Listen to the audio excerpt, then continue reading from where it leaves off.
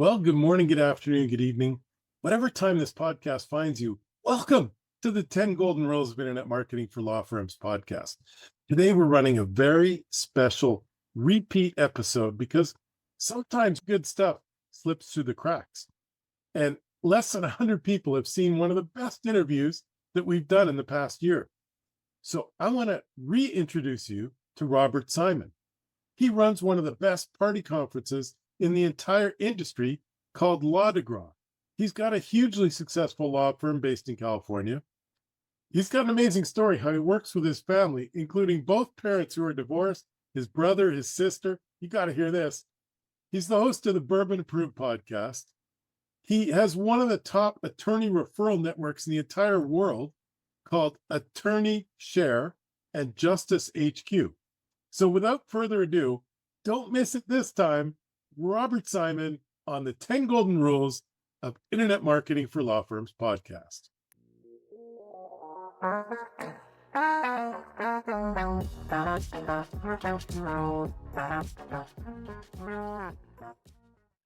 Good morning, good afternoon, good evening. Whatever time this podcast finds you, welcome to the 10 Golden Rules of Internet Marketing for Law Firms podcast. Super famous guest today, Robert Simon from the Bob Simon Law Firm. And he's got a lot of things going on. So we're going to learn a lot of stuff today. I just want to take 2 minutes to tell you all about TGR Live. We've got some great new speakers announced. This is our live event that we host. It's called Business Strategies, Growth Strategies for Law Firms, March 10th and 11th, 2025 in beautiful Delray Beach, Florida. If you don't know Delray, it's right in between West Palm Beach and Fort Lauderdale, just adjacent to our head office here in Boca Raton, Florida. So it'll be beautiful. It's right on the beach at the Opal Grand Hotel. We've got some amazing speakers. Mike Morse from the famous Detroit law firm is confirmed, and he's also going to speak on our EOS panel. And Mike was one of the first guys featured in the book Traction and one of the most famous EOS case studies practitioners.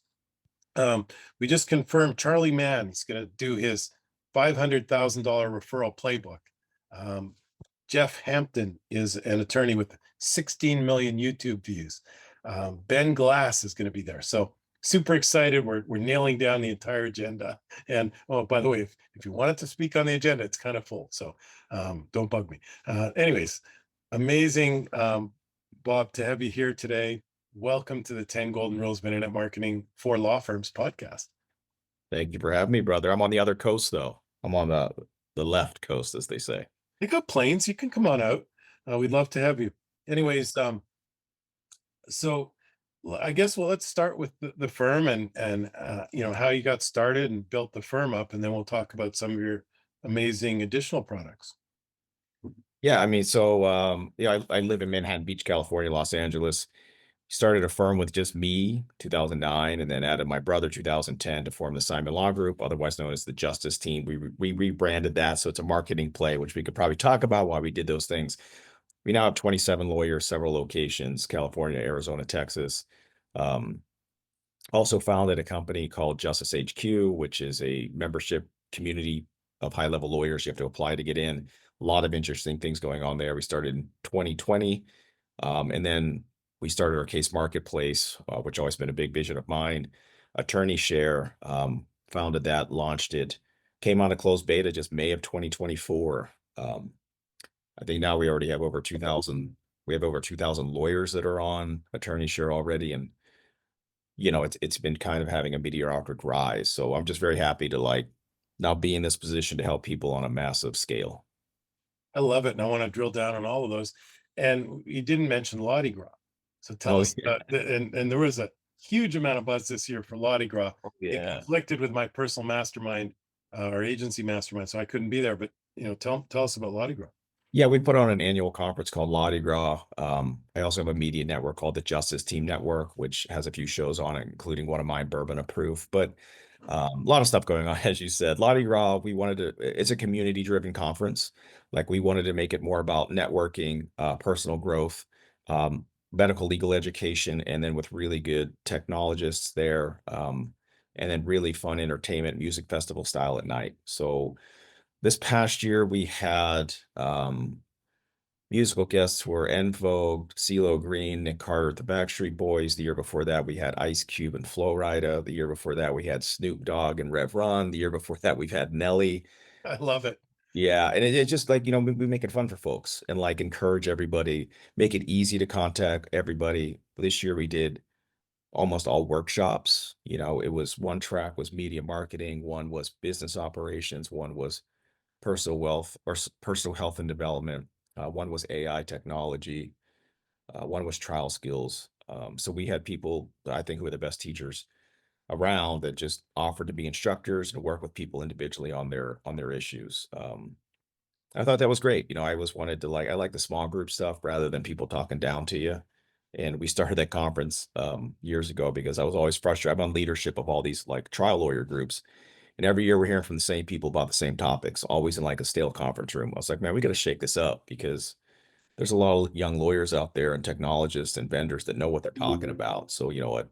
Let's give them the opportunity and make it fun. And that's how we started it. And you call it Law-Di-Gras. I was assumed it was in New Orleans, but it was in South California. It was But SoCal, but we originally had it right around Mardi Gras. We originally called it La Cella, and I got an immediate cease and desist from AEG, who owns or Coachella. Yeah. cool. All right. Well, so let's spend a minute more on the law firm. Who's a great referral for you? What kind of cases do you all help with? And you've won a bunch of awards, Trial Lawyer of the Year. Congratulations. So obviously, you guys are good referral. But what kind of cases are you looking for? Yeah, we're almost all referral based on the lawyers giving us, looks at their cases to help. We try a lot of disc injury cases. I'm actually Trial Guides is publishing a book that I wrote end of this year on trying disc injury cases, and kind of the methodology that we've used to get 7 and 8 figure results on like repetitive nature. And these are just run of the mill car crash cases, moderate to light impact, all the similar defenses. We do a lot of those. We have an entire team that does all product liability and like weird cases. I've tried a bunch of those. I love those type of, get in the weeds, figure stuff out, cases. A lot of wrongful death cases, ride share stuff, but all personal injury. We might take a one-off here and there on something else, an occasional sex abuse case, but that's our bread and butter. We're privileged enough to be in the courtroom all the time. We have one trial currently going on in Texas, and every week we're answering ready for a new one.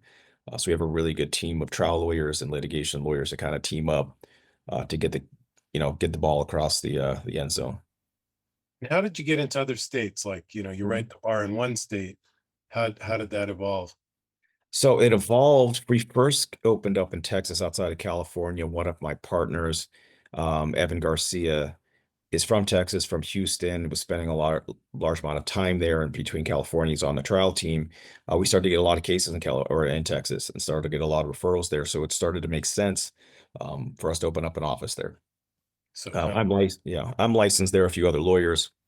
So it's like we had a bucket of business and it works. I mean, other lawyers are looking to us to reset the bar on like these cases that we like trying.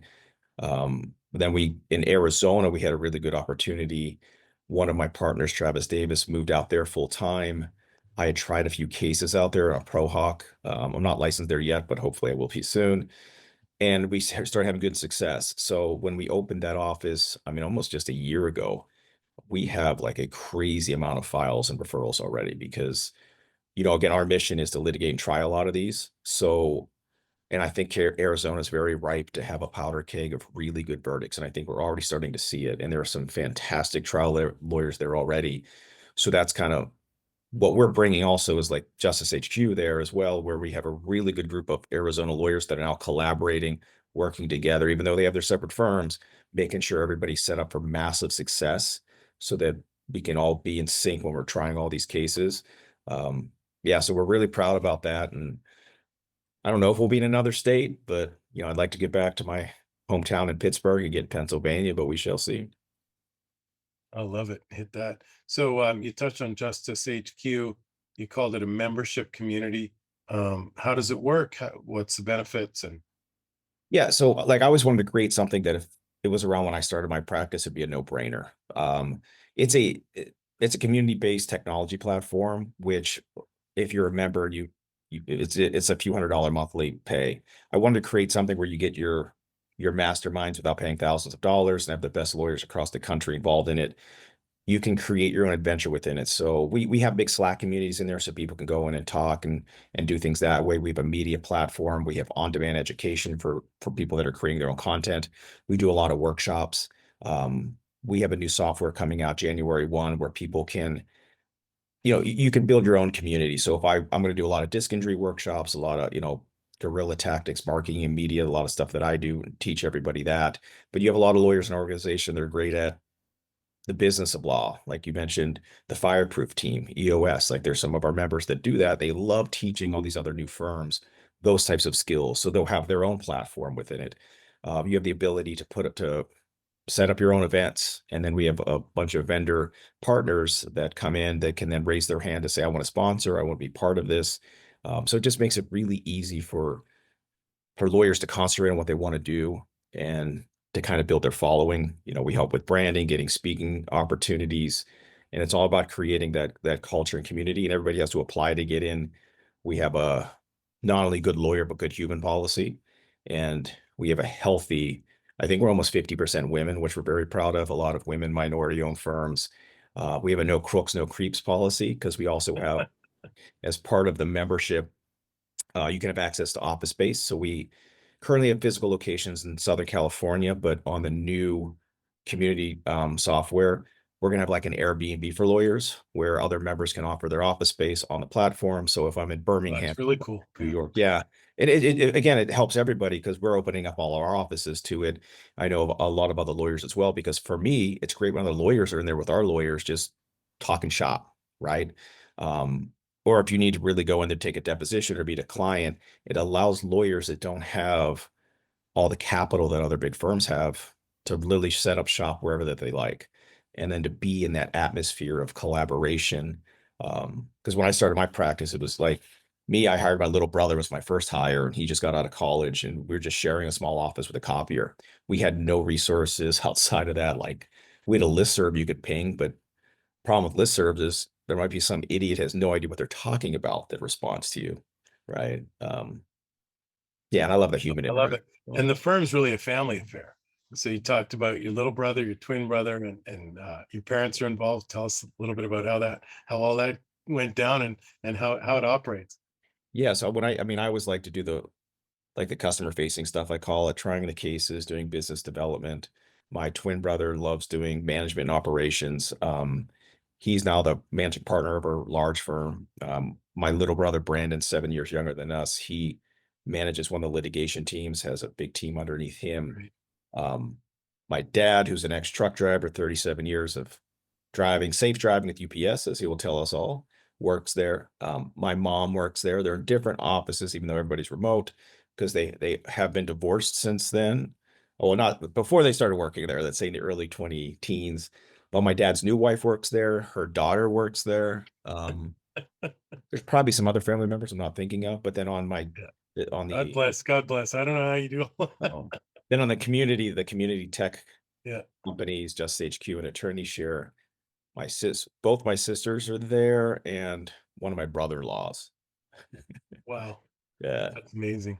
Give me the best part of it and the worst part of it. The best part of it is running with family that you have complete trust in, and then being able to be absolutely real with them. If you're a tight family, you can fight one day, be good the next, and keep it real. There's no pulled punches. There's no sensitivity stuff. I grew up, one of 5 siblings with one bathroom. You can imagine how that went, right? So you guys definitely had to learn how to work together. We definitely did, and how in to be small spaces. super efficient too. The worst thing about it is it's also family can bleed over to personal stuff. Like if there's a major disagreement on something, that can come to a head. But it's either really good or really bad. I hear some horror stories of people being in family business. Ours has been amazing, but I think there's a huge trust factor. I think that's just kind of how we grew up. Like my brother who manages the firm, like I don't even log into the bank accounts. I have no idea. He just tells me when to take money or what's going on or what I need to do. And I love it. But I trust him. He could be embezzling millions. I have no idea. If you're Brad, if you're listening, Yeah, don't. no, it's trust. I love it. And so, we're recording this a few days before Thanksgiving. It'll come out after Thanksgiving, but how's Thanksgiving looking? Is everyone getting along this week? Yeah, so we all go to one of my brother's houses. Everybody gets together and we do the normal, eat Watch a football. lot of food, fall asleep in the middle of one of the football games because you ate so Yeah. much food. We always have this one thing, we make a cheese ball every year and everybody brings their own. And yeah, a lot of lactose going on in that house. No, but it's fun. I love Thanksgiving because it's like it really slows down. There's no Thursday, Friday. It's always a Thursday. Friday's going to be slow. Kids are all out of school. I got 3 little girls, 7, 4, 2. It's fun Nice. for them to be with their cousins. They're already talking about having sleepovers with their cousins and playing Minecraft and stuff Oh, like. great. But it's nice. Like, And who's your team? well, my team, NFL team, yeah. dude, the Pittsburgh Steelers. Oh yeah, of course. I grew That's up in right. Pittsburgh. I mean, I can show you all the ink to prove it. Like, I got some old Steelers logos on here, right there. Nice. Nice. Um, I yeah, read a book about Rocky Blyer. Amazing yeah, story, right? Went to Vietnam, lost part of his foot. The Steelers kept him on payroll for a year till he recovered, and then he became part of their Super Bowls, right? So I yeah. was a big Steelers fan as a kid. I grew up in Canada, but the Oh, Steelers nice. were one of my teams. I enjoyed having a few teams. Yeah, we had a disappointing loss last night, if depending what year when this airs. But the Steelers have to start off red hot and Yeah, they've been great. always in it. Always in it. Yeah, it's 2024 if anyone's listening sometime in the future. So Yeah, um, hopefully when you're listening, it'll be the Pittsburgh Steelers world champions of the Super Bowl, February again, 2025. yeah. I think we covered attorney share. So that's sort of associated with Justice HQ, but it's a different product. Yeah, there's sister orgs. I mean, we founded them both. And I'm chairman of both of those companies. It is a true marketplace for lawyers, and we wanted to create something where both lawyers, whether we're referring a case in or co-counseling or picking up a case, that everybody wins, because the mission critical is to find the lawyer the best case, or yeah, for them. So like the client calls you, if it's not your specialty, you can easily find the best one across the nation because you can sort by geographic practice areas. It handles all practice areas. We've set up now automations and integrations with all the major case management platforms. So people can now get a lot of intake directly into their system. They can then push the case directly to there from attorney share, fields match, case gets put in. Several lawyers will reach and raise their hand and says, I want to work on it. You can decide your fee share. Our software will track the deal of it, save your fee share agreement, and make it very organized. And if people already have an existing referral network, we built this because it broke for us before this came along. We were getting sent so many cases from other lawyers from different case management platforms or Dropbox or regular PDFs. And it takes a while to digest that information. And then if you do agree to take the case, then you got to put it somewhere and save it. And then you can do your fee share agreement. We just want to put that all in one place. And also, why not have multiple people look at the case at the same time to see who you want to be your best referral partner for it. We made it so that you can bring in your own referral networks that you currently work with and automations to give right of first refusal. We call them waterfalls. So people can send like a personal injury case to me in California. If I don't respond or not within enough time or say no, it goes to their number 2, their number 3, and they can even default to go to the giant public marketplace. So what we've been finding is that like a lot of lawyers that are really good, that don't have marketing budgets, are picking up a lot of cases. And we don't charge a cut of the fees. It's free to join. It's free to put in cases. It's free to send cases where you know where they're going. We charge just $300 if you pick a case up off the public marketplace. And that's only if you sign it. So if a lawyer says, I want to work with you, you say, okay, you've vetted for a few weeks. You say, oh, this isn't viable. It costs you nothing. Right. So we try to keep that lead gen down so low for, the specialized lawyers, and make it easy to find, like it's like opening up your Rolodex across the nation of the best of the best. Now that we have 2,000 lawyers on there, I'm impressed. I just go in and like search the state and like, oh my God, we had like 30 lawyers from Illinois, and I saw like 3 big hitters that I know. I was like, man, this is really special. Really taking off. Congratulations. And there's case studies on there too. What's that? Is there case studies on there, or it's just for case, Well, these are partner? These are partnering on cases. This is all B2B law firms use it. So, um, yeah, if somebody calls you with a client or sends it into your case management software, you could push it directly in. Or you could private invite people. People send me a lot of private invite cases for stuff that they know that we're good at, and then we just kind of review it, decide if we're going to work on it, and then in goes our fee share agreement. And now by the end of this year, we'll have the ability to track the status of the case so that both sides kind of have some transparency on what's going on with their referral, or and the same one that got the case can report back on what's going on with it. Another pain point that we always had was just updating co-counsel with everything that's going on. So yeah, it just makes it really easy for lawyers that are really good at marketing to send off the cases that they're overflow or out of jurisdiction stuff, and also track the stuff with their current referral partners. And on the other end, it's helped a lot of lawyers start their own firms since we've been open, because they're like, I've got a handful of cases from attorney share, and it's really making a difference in my practice. Yeah, yeah. I know you've coached a lot of young lawyers starting out. Talk a little bit about your passion for that mentorship, and maybe some tips for the young lawyers in getting started. Yeah, I mean, just remember, any lawyer that's out there, like, reach out to folks. You can DM them, anybody that you want to aspire to be like, or somebody who thinks a good lawyer, or where you want to be. I think you'd be shocked how often people actually get back to you, because everybody's been in that place. We're all here to help. And I think that the plaintiff's bar is a very unique group of lawyers across the nation that are very helpful and willing to mentor. And it works where, like, when I started my practice, I would refer cases to other big law firms and lawyers that I wanted to work with, split the fee. And then I got to experience how they ran cases, try cases with them, and it was the best learning experience ever. And the client got a better result. And now we're the other side of my firm, where they always bring us in on those cases, do the exact same thing. And that's mentorship, right? But I think anybody coming out right now, I think it's easier than ever to start your firm. You just have to be very, very conscious of, like, doing it with the intentions that you want. Like, if you start your firm, specialize in something that you want to do. Make it known to folks that that's what you want to do, and how to contact you, and put out content, which is free to do with your iPhone, that that's what you love to do. Educate people on it. So we want people to automatically think disc injury, like for me, spine surgery lawyer, call Bob Simon. Like, that's his niche, right? That's what you want to be able to do. If you want to pick, 99-cent store banana slip and fall guy, that's up to you, right? But pick something that you're passionate about, and that you can market yourself pretty relatively free. We develop, products like Attorney Share, so people can get their case started off of there, be able to go in that marketplace and grab those types of things.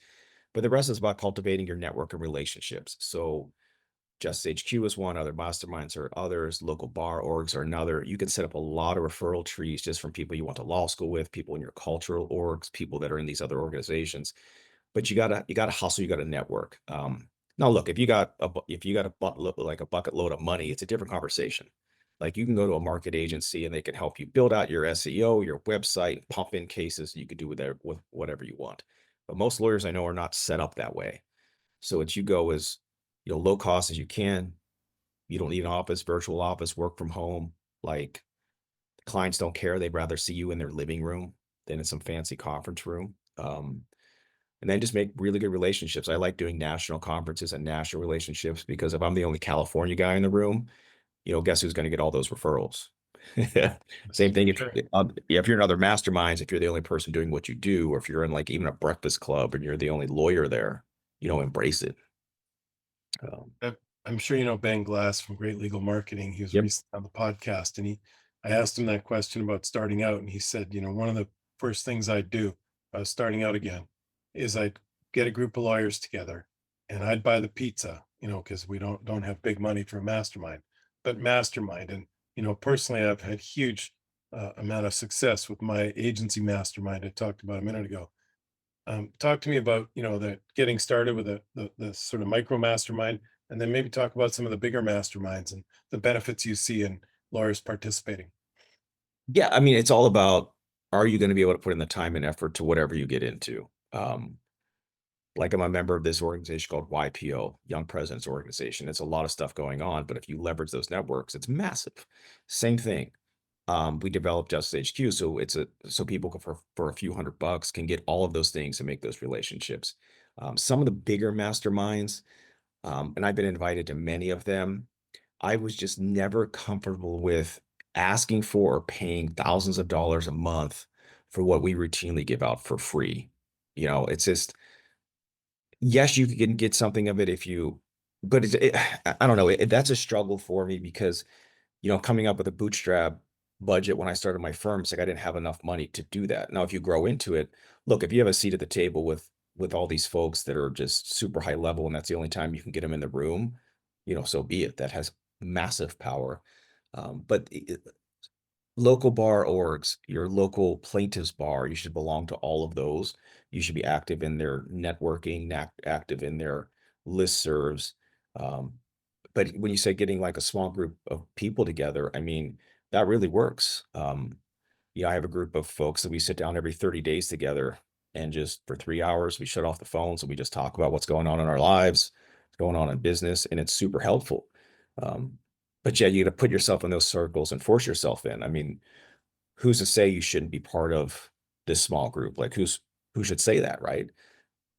Just your fear that says you don't think you'd be included.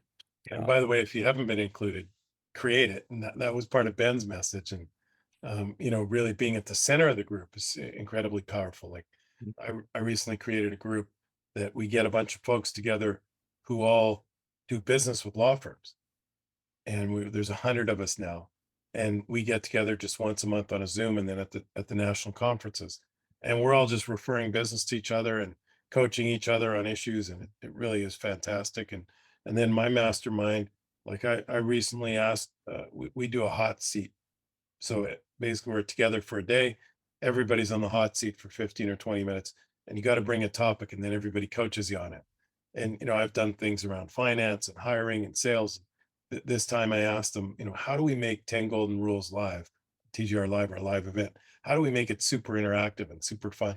And I came up with a couple great ideas. So, and I'll be tapping you too. It sounds like Law-Di-Gras got that figured out, and maybe I'll also have to explain how I book Snoop Dogg. 'Cause, yeah, I'll tell you how I he books too. DJ'd at a conference in New York, and it was the best DJ I've ever seen. Yeah, I in Law-Di-Gras, we had him. I knew his manager, so we were able to make something happen, but I ended up getting stuck on stage behind him, had the biggest second-hand high that I've ever had. The pictures of it was very funny. His security wouldn't let me down. I'm like, "This is my event." No, but like this year at Law-Di-Gras 2025, the vision this year is to have other people, because we're big on communities, having other people bring their communities into Law-Di-Gras. So what you just said is a perfect example, is I'd love to have other people bring all of their masterminds to Law-Di-Gras, and either you have a closed session, invite other people in so that you have that opportunity to then have massive networking together. So all the masterminds outside networking, and then have the music festival afterwards. Do it Because the day of or the day before or something exactly. like that. Well, I Love want it. to do within the whole conference because, like, how often, like you just said, you do your meetings adjacent to these national conferences, but people have conference burnout. There's like all these things going on. Look, you go to a million conferences. Like, I'd like to be the one where it's like the annual retreat for every mastermind or high level group. So that's the vision for 2025. Let's see if we can pull it together. That's fun. I love it. Um, Tell us a little bit about the Bourbon Approved talk show, your podcast. How did that get started, and what do you try and do on the show? Yeah, so I started doing podcasts like early 20 teens with the Justice Team podcast, just giving out free like legal education. And Great. it like we just did it for fun it's to start, and then it started catching a lot of attention, a lot of law students listening to it, early lawyers. We're getting a lot of cases from it. The ROI is huge, and people don't realize if you get a couple of cases a month from just you being an educator in the space or being seen, it's massive. So whenever COVID hit, we had a little bit of slowdown. I wasn't trying as many cases. We launched Justice HQ that year, and then my marketing director at the time, she was like, I mean, I love bourbon, but my dad, brothers, we drink it all the time, whiskey. And she's like, you should just do a show about it, but do it like that Hot Ones episodes where you just drink more and more and get drunker and ask questions. Like, this sounds like right up my alley. So we decided to do like highly produced. We started, shooting like 4 or 5 episodes, real producer, high level cameras, sound, great editing, high level, production. And then people started lining up to want to be guests on the show. Like, it's crazy how many people want to get on. So it started being like a mini networking thing for me. So people that I wanted to be in the room with, I would just say, hey, do you want to be on the show? And then I'd hear their story, be inspired by them, share bourbon with them. And some of my best friends I met on the show that day that I stay in contact with. That's Uh, great. we did right after COVID had ended, we did a Bourbon Approved tour because this show caught a lot of attention, where we just took 200 lawyers out on the trail in Kentucky, 10 different shuttles, 10 different like MCLEs going on, 10 different topics, and everybody went to their different distilleries, ended up at Buffalo Trace at the end. But yeah, but it's a perfect example. Do something that you like to do that you're passionate about. And it's also like part of my brand now. People send me whiskey like every other day. I had to make a whiskey room for it, but it's fun. Like, and I do a lot of business with Great. lawyers because of this bourbon connection. Have you met my friend Andre Regard? I know who he is very well, and I know the line Attorney in he owns. Kentucky, and he's got a bourbon. Yeah. No, but and then what I do with it, I mean, I tell people all the time is, we put it everywhere, YouTube, Spotify, Apple, all those other things. But then I have people that just cut these up into shorts all day and they put them everywhere, YouTube, Instagram, tag all the people. And then I retarget everybody. So I'm specifically targeting groups of lawyers because that's who I want to help. So I always see people at conferences like, oh my God, Bob Simon, I love your stuff. I see all of it. I was like, that's intentional, bro. But it works, man. Like Great job. that was one of the best things our marketing director told me to do. And it really, we consciously have to sit down like mid-December. I'm going to film like 8 episodes in 2 days. We do them in clusters. So it's a lot of drinking and I don't cheat it. So Yeah, that 8 episodes and lots of bourbon shots. That cumes up. I didn't get the email. We should have had a shot today. oh Uh, man. It is Friday afternoon for those. Nobody will know that. Hey, I'm not afraid to have breakfast bourbon. We usually start those shows like 9:30. Yeah, you kick out it. So, one more serious question before we get to the one-liners, and sort of business kind of question. But one of the questions that I've sort of come up with over the years is I see a lot of firms, and there's one in my annual planning webinar, which is it's coming up in December. You can find one on our YouTube channel on how to write your business plan for the year for a law firm. And I have an example where one firm gets about 5,000 people a month to their website. Another firm gets about 5,000 people a month to their website. Firm A signs 80 clients a month. Firm B signs 20 clients a month. And a lot of it has to do with the way the law firm operates. Like one of them is a well-oiled machine. They get great results. They get back to their clients. They have great Google reviews. A lot of those calls and website visits are referrals. The other firm is in constant discombobulation. Their Google stars is like under 3.5 out of 5. They're constant turnover, can't answer the phone, all the classic mistakes. So what are some of the strategies that you would recommend to firms? Like, what's the difference between that well-oiled machine of a law firm and the guys who can't get out of their own way? I mean, you just have to be intentional with it. If you're ready, you can't start spending marketing dollars to take that volume unless your house is in order.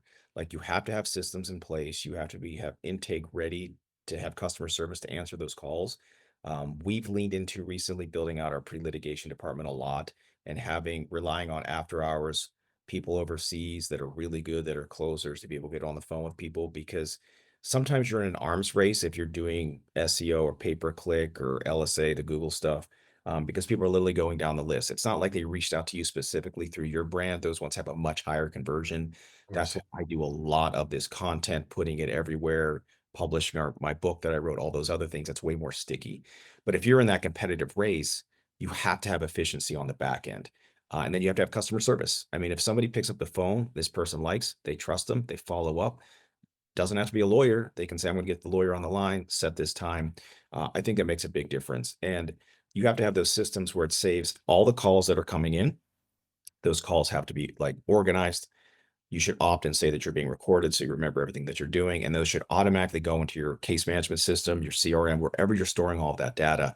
So it's there. Because remember, those clients coming in is another marketing opportunity later, even if you don't sign them, even if you refer them. And that's why we built the integrations with all the big case management platforms so that if you don't take that case, it's outside your specialty or too low value, is you can refer it into attorney share. So what we've been seeing a lot of firms do, including us, is we have we've created these click funnels for practice areas we don't do and in jurisdictions we don't do, and are able to send it directly through our CRM, push a button and send it to attorney share and track it. So now we're converting more cases that we're not even taking, but we're still getting a percentage of the fee, where states allow and things like that. And I've seen a lot of sophisticated firms start to do that, because it just opens up your net. Like, I don't take med mal cases or nursing abuse cases, but we know the best that do. And we're getting a lot of good referral checks from making that connection and helping that lawyer find, or that client find their best lawyer. Just from having your ducks in a row. I love it. Yeah. All right. Well, we're here, the one-liners. So here's the easy part. Just give us quick answers. What Okay. apps or techniques you use for personal productivity? Obviously, you got a lot going on. Yeah. So I'm a big Outlook guy. I'm a big TaskRabbit guy. I'm a big Asana guy. Like, I like to be tasked up. I like to wake up in the morning and see all the stuff that I need to do. I'm a big planner. So like, I have, if you walk into my garage, I literally have a big board that has the next 5 months, and it shows all the big stuff that we're doing within the family, within my companies, within travel, and all those other things, trials that I have coming up. It's all right there. I think, I mean, you could tie everything to your iPhone. My thing is, you should be able to run your firm from this, like full stop. Um, I mean, I get a lot of prompts of stuff that I have coming up. Um, I guess we use our case management system keeps, wake up in the morning and has all the tasks that have been assigned to me, and I have I even have our media team assigning me tasks and like stuff outside for the biz dev stuff. I'm a big task rabbit guy, that's probably the one that keeps me most grounded in like day-to-day stuff. What's TaskRabbit is a website where you can get people No, to do tasks. No. no, that's just a phrase that I call it. Oh, I'm just a task rabbit. I like people giving me an order of what I need to accomplish that yeah. day. Sometimes I'll do it as simple as and I take a lot of notes tonight, is I'll just write down on my notes to myself on WhatsApp that then I'll convert it to like calendar reminders for me. Yeah. I mean, I think that's pretty simple. I know some people use some other stuff, and To-do lists or OneNote or whatever, but just yeah. organize your stuff. And do you have a VA who's sending those tasks, or that's like the marketing people that you're probably your twin brother who runs the firm? Yeah. Brad that runs the firm. It's like different people. People are shocked that I don't have an EA. I'm interviewing one because I probably should have it, but I'm so like to keep track of all my own stuff. It's probably a good idea. So Have you read Dan Martell's book, Buy Back Your Time? no. It's a great read, and there's a whole chapter on VA, and I just got my full-time VA. I'll give Elizabeth a shout out. So Elizabeth, if you're hearing this, thank you. You've made my life a lot better. But that's that's a really good read. It seems to be super hot right now too. Dan Martell, Buy Back Your Time. Hmm. Do you have a personal wellness and fitness routine? Yeah. So I I have a tonal at my house. I work out at home. I don't go to a gym because I think it's inefficient for time and a lot of other reasons. Um, I do what's called EMS training, electromuscular stimulation training, once a week, where they hook you up Nice. to suits, and Yeah, it works all these other areas of your body. And I've seen that be awesome. that's cool. I've done It's that. hard. Yeah, it's hard to be in a routine when you got three little kids and schedules, and our schedules. I'm as consistent as I take the kids to school every morning if I'm in town. My wife and I pick them up from school at their different times, spend some time with them. So I just have some set times. So Yeah, that's my turn off time, at least for a little right. bit, to be able to do Yeah, those things. I'm big on preventative health these days. I go to this place called the Boone Heart Clinic in Denver. A lot of other trial lawyers go there to do a lot of preventative heart stuff, stress test, a lot of imaging, a lot of, you know, I do my blood probably every 4 months. Kind of get ahead of the curve, even, completely healthy. I want to make sure that, I'm a healthy 100 for my kids, right? So very big into that stuff. And right. also because, I drink almost every single day, and I make sure I get my liver panels done and make sure everything's cool. I do preventative wellness, and I have a bourbon The podcast. balance. Best business books. Ooh, um, I think 0 to 1 is still a really good book. There's one that's called Just One Thing. I think it's called. I could look and see what I have up on my shelf. I like Jack Newton's Client Centered Law Firm. I got that there. My God, You Can't Teach Hungry by John Morgan, one of the first like law books that I read back in the day. Um, I just find it harder and harder to like find time to read because all this other stuff that's going on. I listen to some podcasts here and there when I'm stuck in traffic. That's the next one. Blogs, podcasts, YouTubes. What hits your feed, and then you cancel everything else and listen to that. So I'm a big fan and friend of Jefferson Fisher. I love all his content. And I've known Jefferson for years before he exploded. He's a great human. I just like the stuff that he says and does, and I implement it. I listen to my friends' podcasts, like Tip the Scales by Bria Onroy is a friend of mine. I like the guests she has on. I like learning about them. I like How I Built This, the one on NPR. Yeah. Always been a big fan of how I like to hear how stories from actual humans that build it and their struggles. That's that's kind of what I like to listen to. Well, there's this one show podcast called Greeking Out that my kids love that we listen in the car, and they actually very well done. And it's like these old Greek stories that they tell in a funny way, and it keeps my kids engaged and quiet in the car. So I probably listened to like 10 seasons of that. Well, that's cool. Never heard of that one. I'll check it out. Yeah. And the last thing, I think we touched on this a little bit, but what's a great introduction for you? Someone sending a case, the spine injuries, anything else? No, I mean, like I actually like to mentor a lot of firms. A lot of people I get reached out in my DM. I'm very active on socials, especially Instagram. And daily somebody reaches out for like, hey, can we have a 15-minute call? We never met. And I almost always do it. Or people want to start their firm. Hey, I'm going to give you some ideas because I think it's special for everybody. It depends on where they are in their journey, what they want to do. I really like doing that stuff. And I really like workshopping like these disc injury cases because I could see a path to win most all of them. And some of them that are not good. I'll tell people these are ones you should not be involved with and why. Yeah, that's it, man. Like, and complicated. I do a lot of really complicated disputed liability cases because I think they're fun. Cool. And last question, where can people get in touch with you? At Planet Fun Bob, Instagram. That's the Fun easiest Bob, way, I thanks. swear. Perfect. Well, Bob, thank you so much for doing this. This was great. Thank you, brother. Appreciate you. Have fun in Delray Beach. Thank you. Thank you for listening to the 10 Golden Rules of Internet Marketing for Law Firms podcast. Please send questions and comments to podcast@10goldenrules.com. That is podcast@TENgoldenrules.com.